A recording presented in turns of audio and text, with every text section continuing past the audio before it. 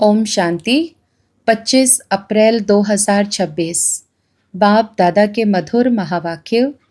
मीठे बच्चे, बाप दूर देश से आए हैं तुम बच्चों के लिए नया राज्य स्थापन करने।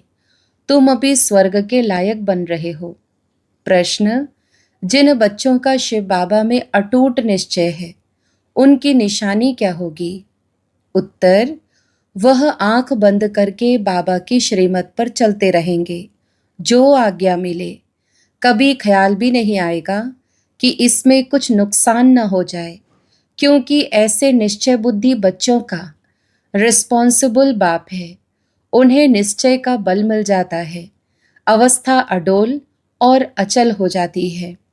गीत: तुम ही हो माता, तुम ही पिता हो। ओम शांति। यह महिमा किसकी सुनी, जिसको सिवाय तुम बच्चों के दुनिया में और कोई जानते नहीं है। यह है ऊंचते ऊंच बाप की महिमा।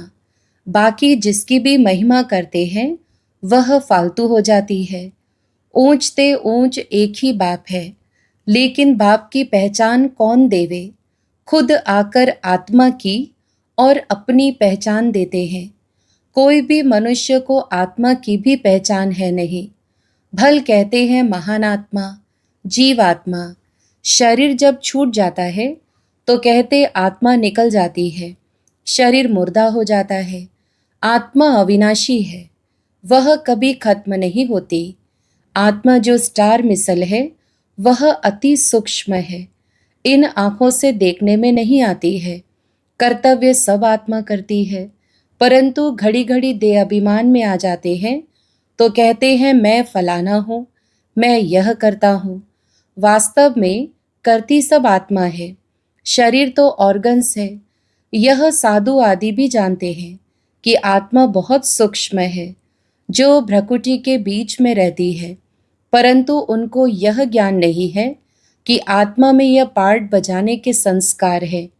कोई कहते आत्मा में संस्कार होते नहीं, आत्मा निर्लेप है।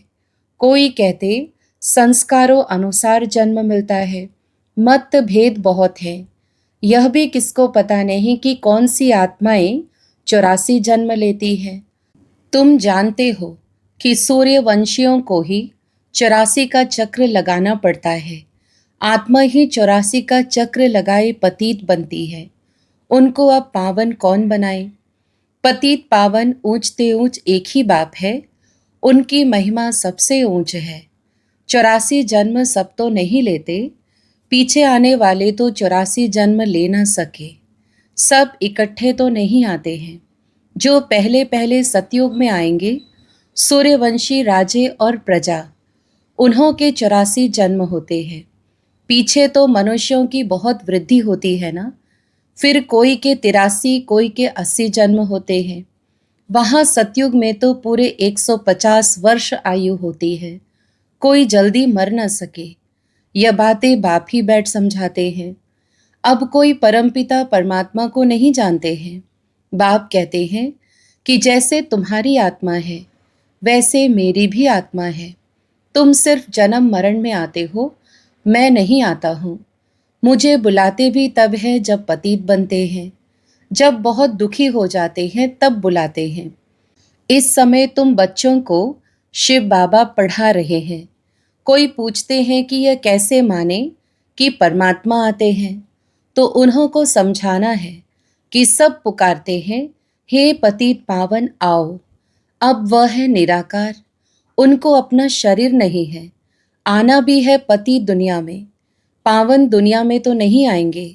ऐसे समझाना चाहिए। यह भी समझाना है कि परमात्मा इतना छोटा है जैसे आत्मा छोटी है, परंतु वह है मनुष्य सृष्टि का बीज रूप, नॉलेजफुल। बाप कहते हैं कि तुम मुझे परमपिता परमात्मा कहते हो, पुकारते हो तो जरूर आएंगे ना। गायन भी है कि दूर देश का रहने वाला आया देश पराए। अभी बाप द्वारा मालूम पड़ा है कि अभी हम पराए देश अर्थात रावण के देश में हैं। सतयुग त्रेता में हम ईश्वरीय देश अर्थात अपने देश में थे। फिर द्वापर से लेकर हम पराए देश, पराए राज्य में आ जाते हैं। वाम मार्ग में आ जाते हैं। फिर भक्ति शुरू हो जाती है। पहले पहले शिव बाबा की भक्ति करने लग जाते हैं। वे लोग शिव का इतना बड़ा लिंग बनाते हैं, परंतु इतना बड़ा तो वह है नहीं। अभी तुमने समझा है कि आत्मा और परमात्मा में क्या फर्क है। वह नॉलेजफुल, सदा पावन, सुख का सागर, आनंद का सागर है। यह परम आत्मा की महिमा है ना। अब बुलाते हैं कि हे पतित पावन आओ। वह है परम पिता जो कल्प कल्प आते हैं। दूर देश के रहने वाले मुसाफिर को बुलाते हैं, उनकी महिमा गाते हैं। ब्रह्मा सरस्वती को तो बुलाते नहीं हैं, पुकारते हैं निराकार परमात्मा को। आत्मा बुलाती है कि दूर देश के रहने वाले अब आओ देश पर आए, क्योंकि सब पतित बन चुके हैं। मैं भी आऊंगा तब जब रावण राज्य खत्म होना होगा।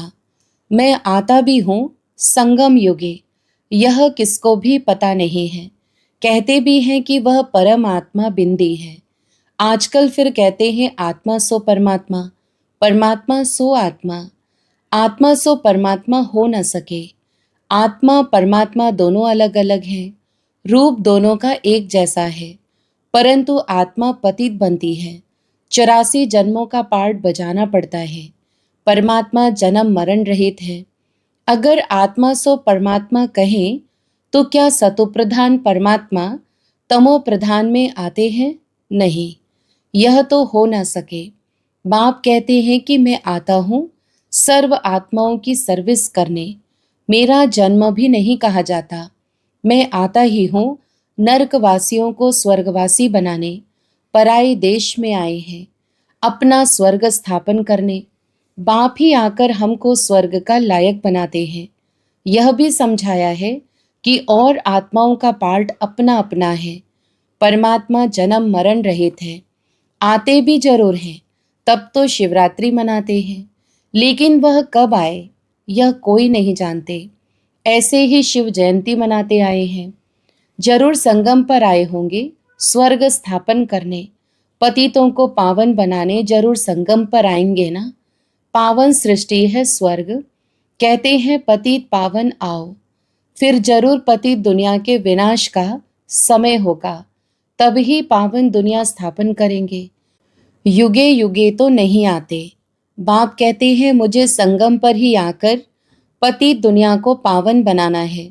यह पराया देश है, रावण का देश। परंतु यह कोई मनुष्य थोड़े ही जानते कि रावण का राज्य चल रहा है। कब से यह रावण राज्य शुरू हुआ कुछ भी पता नहीं। पहली पहली मुख्य बात आत्मा और परमात्मा का राज समझाना है। फिर समझाना है कि वह कल्प के संगम युग पर आते हैं पावन बनाने। यह काम उनका ही है, ना कि श्री कृष्ण का। श्री कृष्ण तो खुद ही 84 जन्म ले नीचे उतरते हैं। सूर्यवंशी सब नीचे उतरते हैं। झाड़ आधा ताजा आधा पुराना थोड़े ही होगा। जड़जड़ी भूत अवस्था सबकी होती है। कल्प की आयु का भी मनुष्यों को पता नहीं है। शास्त्रों में लंबी चौड़ी आयु दे दी है। यह बाप ही बैठ समझाते हैं। इसमें और प्रश्न उठ न सके। रचता बाप सच ही बोलते हैं। हम इतने बीके हैं, सब मानते हैं, तो जरूर है तब तो मानते हैं। आगे चल जब निश्चय होगा तो समझ में भी आ जाएगा। पहले पहले मनुष्यों को यह समझाना है कि परमपिता परमात्मा निराकार दूर देश से आए हैं, परंतु किस शरीर में आए, सूक्ष्म वतन में आकर क्या करेंगे। जरूर यहाँ आना पड़े। प्रजापिता ब्रह्मा भी यहाँ चाहिए। ब्रह्मा कौन है यह भी बाप बैठ समझाते हैं। जिसमें प्रवेश किया है वह अपने जन्मों को नहीं जानते थे, तो बच्चे भी नहीं जानते थे। बच्चे भी तब बनते जब मैं अडॉप्ट करता हूँ। मैं इन साकार सहित बच्चों को समझाता हूँ कि क्या तुम अपने जन्मों को भूल गए हो। अभी सृष्टि का चक्र पूरा होता है, फिर रिपीट होगा। मैं आया हूँ पावन बनाने के लिए, राजयोग सिखाने। पावन बनने का और कोई रास्ता नहीं है। अगर यह राज मनुष्य जानते तो गंगा आदि पर स्नान करने मेले आदि पर जाते नहीं।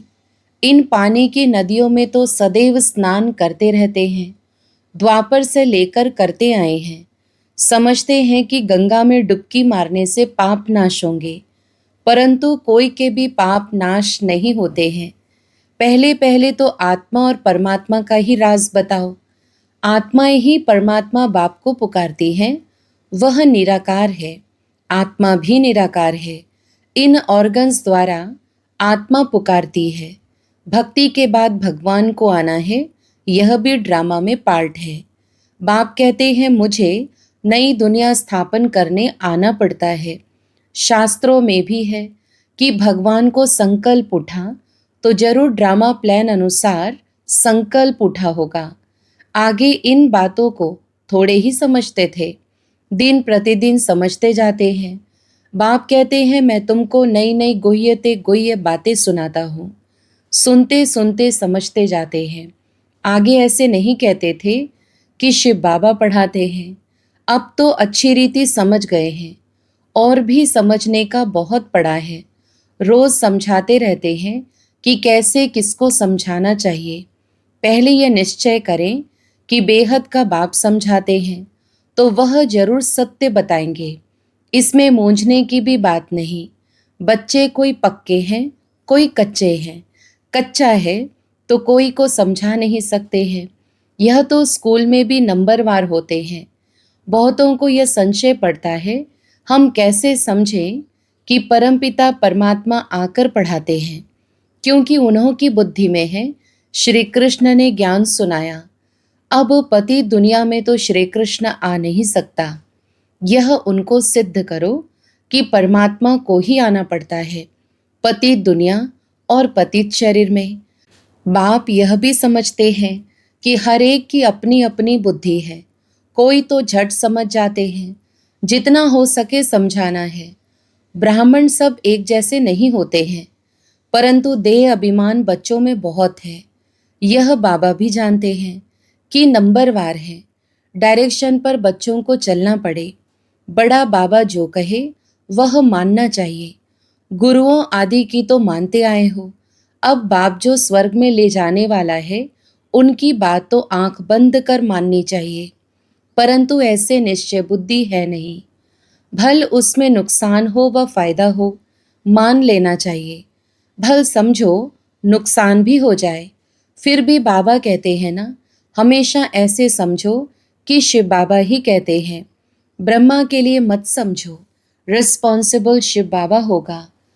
उनका यह रथ है, वह ठीक कर देंगे। कहेंगे कि मैं बैठा हूँ, हमेशा समझोगे शिव बाबा ही कहते हैं।